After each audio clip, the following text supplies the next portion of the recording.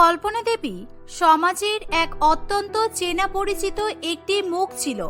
সবাই নিজের নিজের সমস্যা নিয়ে কল্পনা দেবীর কাছে ছুটে ছুটে আসে সাহায্যের জন্য।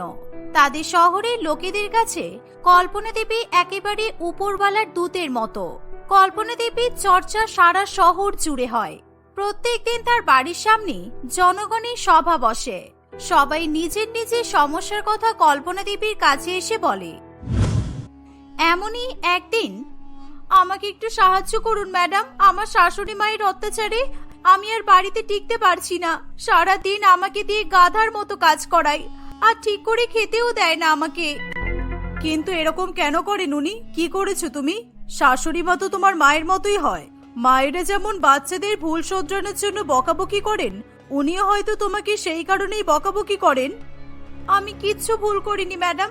আপনি আমার বাড়ির আশেপাশের লোকজনদেরও জিজ্ঞাসা করতে পারেন। উনি আমার সঙ্গে খারাপ ব্যবহার করেন। শুধুমাত্র আমার বাপের বাড়ির লোকজন বিয়েতে ওনাকে যথেষ্ট পরিমাণে যৌতুক দিতে পারেনি তাই।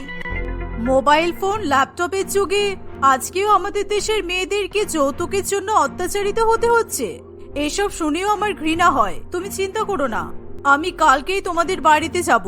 আমি তোমার শাশুড়ি মাকে বুঝিয়ে বলে আসব। আমার সংসারটা বাঁচিয়ে নিন ম্যাডাম, আমি সারা জীবন আপনার কাছে কৃতজ্ঞ থাকব। এভাবেই কল্পনা দেবী এবং বাকি লোকজনেদের আলোচনা চলতে থাকে। তাদের আলোচনা শেষ হয়ে গেলে কল্পনা দেবী এবং তার দলের ৩-৪ জন লোক তাদের বাড়ির ভেতরে ঢুকে আসে। বাড়ির ভেতরে ঢুকতে এসে দেখে তার বৌমা সোফাতে বসে টিভি দেখছে। সাথে সাথে সে সেই দিকেই ছুটে যায়। সঙ্গে সঙ্গে সে তার বৌমার চুলের মুঠি ধরে তাকে সোফা থেকে নামিয়ে দেয়। যেই কল্পনা দেবী একটু আগেই অন্য একজন মেয়ের সংসার বাঁচানোর জন্য এত বড় বড় কথা বলছিল, সেই কল্পনা দেবী নিজের বৌমার সঙ্গে এমন ভাবে হিংস্র আচরণ করছে দেখে যে কোনো মানুষেরই চমকে যাওয়ার কথা। তুমি আমার দামি সোফায় কেন বসেছো? তুমি জানো এই সোফার দাম কত? তোমার বাপের বাড়ির পৈতৃক ভিটে বিক্রি করলেও এই সোফার দাম জোগাড় করতে পারবে না। আর তোমার এত সাহস যে তুমি এটাতে বসেছো? কিন্তু আপনি যে একটু আগেই বাইরে ওই মহিলাকে বললেন যৌতুকের জন্য এভাবে মেয়েদের অত্যাচার করা আপনি পছন্দ করেন না, তাহলে আমার সঙ্গে এমন কেন করছেন? নিজেকে খুব বেশি চালাক মনে করেছো তাই না? বাইরে ওসব কথা বলতেই হয়, কিন্তু যখন আমি নিজের এমন রাজপ্রাসাদের মতো বাড়িতে এত এত দামি দামি আসবাবপত্রের মাঝখানে তোমার মতো একটা রাস্তার ভিখারিকে থাকতে দেখি, তখন আমার মাথা ঠিক থাকে না। আপনার ছেলে তো আমাকে ভালোবেসে বিয়ে করে এনেছে। আপনি কি নিজের ছেলেকে ভালোবাসেন না? ওর ভুলের জন্য যখন আপনি ওকে কোনো শাস্তি দেন না, তাহলে আমার সঙ্গে এরকম কেন করেন? তোমার অনেক কথা বেড়েছে তাই না? আচ্ছা মতো টনিক দিতে হবে। এই প্রকাশ, ওকে নিয়ে যাও, ওই অন্ধকার ঘরে বন্ধ করে রেখে দাও। যতক্ষণ না আমার কাছে ক্ষমা চাইছে ততক্ষণ জল খাবার কিচ্ছু দেবে না। না মা, আমি ওখানে যাব না। ওখানে অনেক বড় বড় ইঁদুর আছে। আগের দিন আমার পায়ে কামড়ে দিয়েছিল। আমি কিছুতেই ওখানে যাব না মা। তাহলে এক্ষুনি আমাদের সবার সামনে কান ধরে উঠবোস করো। সবাই দেখুক কল্পনা দেবী আসলে নিজের সংসারের হাল ধরতে পারে কিনা।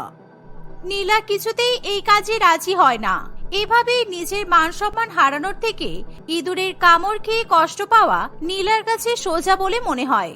সে কান ধরে উঠবোস না করলে কল্পনা দেবীর দলের একজন তাকে সেই অন্ধকার ঘরের দিকে নিয়ে যেতে থাকে। ওই ঘরটার কথা ভাবতেই নীলার 2 চোখ ভরে জল চলে আসে।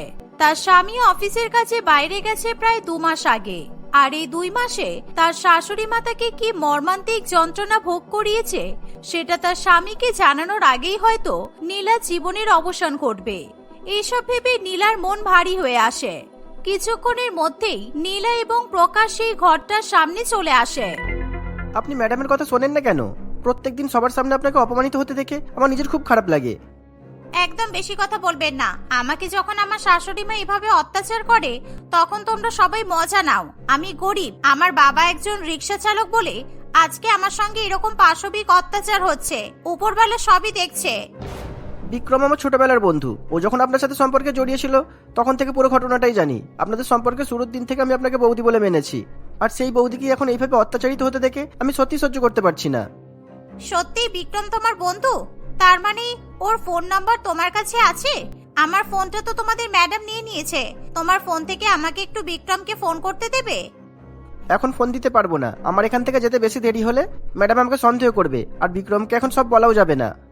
ওকে না বললে আমাকে এরকম পাশবিক অত্যাচারের হাত থেকে কে বাঁচাবে? তোমরা তো কেউ কিছু করতে পারছো না। আপনি যদি এখন বিক্রমকে সব সত্যি কথা বলে দেন, ও তড়িঘড়ি কাল পরশুর মধ্যেই দেশে ফিরে যাবে। তারপর ওর মাকে এসে জিজ্ঞাসা করবে ওর মা সত্যি সত্যি এমন করেছে কিনা। আপনার মনে হয় ম্যাডাম একবারই সব স্বীকার করে নেবে? ম্যাডাম যদি বিক্রমকে আপনার নামে আরো খারাপ খারাপ কথা বলে তখন? তাহলে আমি এখন কি করব তুমি বলে দাও। যদি আজকে ইঁদুর ছুঁচোর কামড় খেয়ে রক্তপাত হয়ে আমি মরে না যাই, তাহলে বাইরে বেরিয়ে তুমি যা বলবে আমি তাই করব। এই শুনে প্রকাশ নীলাকে সেই অন্ধকার কুঠুরির মধ্যে আটকে আবার কল্পনা দেবীর সামনে চলে আসে। প্রকাশকে এত দেরি করে আসতে দেখে কল্পনা দেবীর সন্দেহ হয়। তার মনে হয় হয়তো প্রকাশের ফোন থেকে নীলা বিক্রমকে ফোন করেছে। কল্পনা দেবী প্রকাশের কাছ থেকে তার ফোনটা নিয়ে ভালো করে চেক করে। ফোনের কোম্পানিতে ফোন করেও জানতে চায় শেষ কল এবং শেষ মেসেজ কাকে পাঠানো হয়েছে। তার মধ্যে কোথাও বিক্রমের নাম না পেলে কল্পনা দেবী আবার শান্তি করে নিজের কাজ করা শুরু করে। এভাবেই আরো বেশ কয়েকদিন কাটে। একদিন, নীলা, এই নীলা, এদিকে এসো তো। সব কাজ ফেলে এক্ষুনি এখানে আসবে। তোমার জন্য অপেক্ষা করার মতো সময় নেই আমার। হ্যাঁ মা, বলুন কি হয়েছে?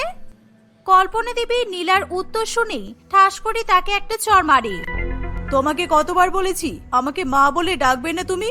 তোমার মতো ভিখারির মা আমি নই। সবার সামনে এভাবে মা মা বলে আমাকে অপমান করো না। 2 পয়সার মুরদ নেই, আবার কল্পনাকে মা বানাচ্ছে। আমি জানি না উপরওয়ালা আমি আগের জন্মে কি পাপ করেছিলাম, আর যার জন্য শুধুমাত্র মা ডাকার জন্য আমাকে এইভাবে লাঞ্ছিত হতে হচ্ছে।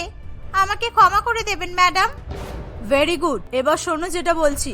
আমার বাথরুমটা বেশ নোংরা হয়েছে, আর এই মুহূর্তে আমি বাথরুম পরিষ্কার করার জন্য কোনো লোক পাচ্ছি না। ঠিক আধ ঘন্টা পরে আমি স্নান করতে যাব। তার আগে আমার বাথরুম এত ভালোভাবে পরিষ্কার করবে যেন হীরের মতো চকচক করে। আমি বাথরুম পরিষ্কার করব, কিন্তু কিন্তু আবার কি? এগুলো করা তো তোমাদের রক্তে আছে। তুমি তো এগুলো শিখেই পৃথিবীতে এসেছো। তোমার মা এত লোকের বাড়িতে কাজ করতো, আর তোমাকে এসব কাজ শেখায়নি? কল্পনা দেবীর কথা শুনে তার দলের লোকজন খুবই হাসতে থাকে। সবাই হাসলেও নীলা লক্ষ্য করে প্রকাশ চুপ করে এক কোণে দাঁড়িয়ে আছে। এত অপমান সহ্য করে নীলা আর পেরে ওঠে না। সে আর কোনো কথা না বলে কল্পনা দেবীর বাথরুম পরিষ্কার করতে চলে যায়। অন্যদিকে কল্পনা দেবীও নিজের সভা সামলানোর জন্য আবার বাড়ির বাইরে বেরিয়ে যায়। আমি এই পৃথিবীতে একদম একা, আমার পরিবার পরিজন কেউ নেই। ছোটবেলা থেকে রাস্তায় রাস্তায় ঘুরে ভিক্ষা করে বড় হয়েছি, কিন্তু এখন আর ভিক্ষা করতে মন চায় না। আপনি যদি আমাকে একটা ছোটখাটো কোনো কাজ জোগাড় করে দিতে পারতেন, তাহলে আপনার কাছে চিরকৃতজ্ঞ থাকতাম। কে বলেছে তোমার কেউ নেই? আমি আছি তো। আমিই তোমার মা, আমিই তোমার বাবা। আজকে থেকে তুমি জানবে এই শহরে তোমার মা থাকে। নিজের বৌমা মা বলে ডাকলে তাকে সবার সামনে গায়ে হাত তুলে অপমান করেন, আর এইভাবে সবাইকে নিজের সন্তান বানিয়ে আগলে রাখার ভান করেন। যেদিন আপনার মুখোশটা সবার সামনে টেনে ছিঁড়ে দিতে পারবো, সেদিন আমি শান্তিতে ঘুমাতে পারবো। আশা করি আজকে আর অন্য কারোর কোনো সমস্যা নেই। আশা করি আমি সবার সমস্যার সমাধান করতে পেরেছি। তাহলে আজকে সভা এই পর্যন্তই থাক। আবার কালকে এই সময় তোমাদের সবার সঙ্গে দেখা হবে। এই বলে কল্পনা দেবী আবার নিজের বাড়ির ভেতরে চলে আসে।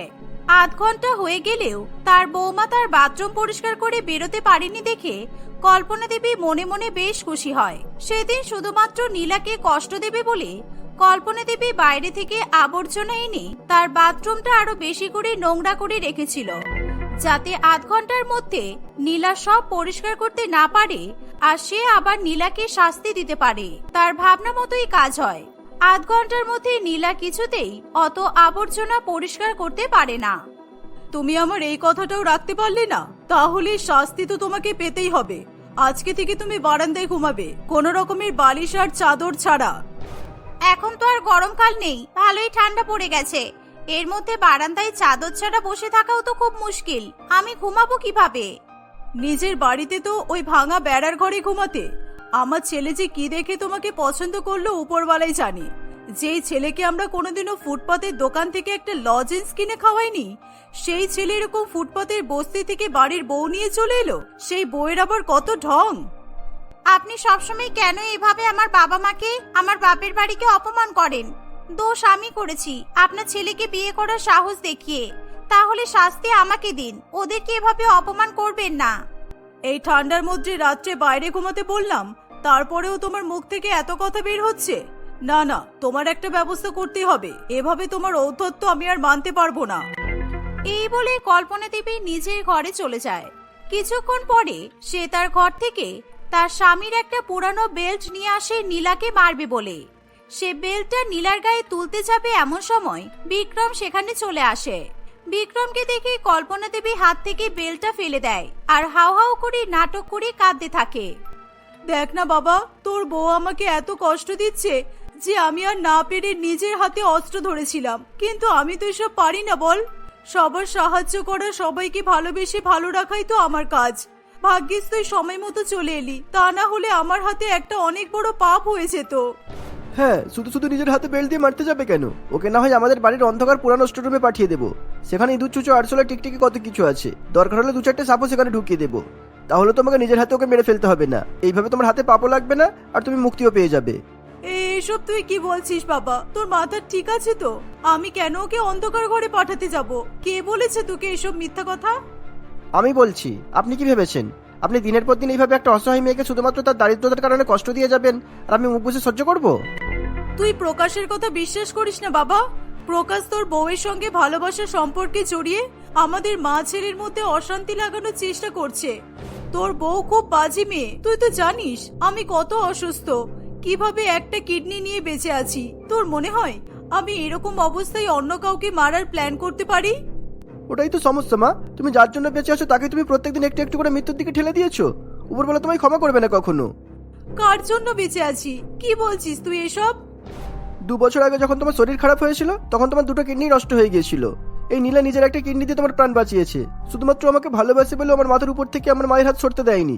আর সেই কারণে নীলাকে বিয়ে করে এই বাড়িতে আনা আজও সবচেয়ে ভালো সিদ্ধান্ত বলে আমি মনে করি। প্রকাশ যদি আমাকে ওর বাবার ফোন থেকে ফোন করে সমস্ত কিছু না জানাতো তাহলে আমি এখানে পৌঁছানোর আগেই তুমি হয়তো নীলাকে মেরে ফেলতে। আমার ফোন আপনি চেক করবেন বলে আমাকে আবার বাবার ফোন থেকে বিক্রমকে সব জানাতে হয়েছে। বাবার ফোন এখানে এনে লুকিয়ে লুকিয়ে ভিডিও করে আমি বিক্রমকে সব দেখিয়েছি। আপনারা নিজেকে নির্দোষ প্রমাণ করার কোনো জায়গা নেই ম্যাডাম। এই শুনে কল্পনা দেবী তার ভুল বুঝতে পারে। সে সকলের কাছে হাত জোড় করে ক্ষমা চায়, কিন্তু তারা কেউ কল্পনা দেবীকে ক্ষমা করতে পারে না।